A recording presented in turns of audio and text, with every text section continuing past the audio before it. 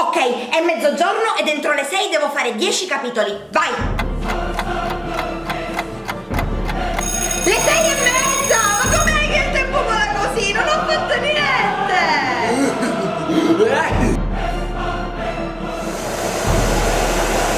Maria, che caldo che c'è! Non si può studiare!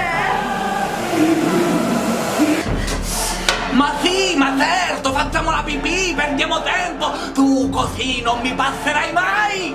Ma come mi viene in mente di fare la pipì? Sono troppo svogliata, boh! Malacabù, quello che leggi non lo ricorderai più.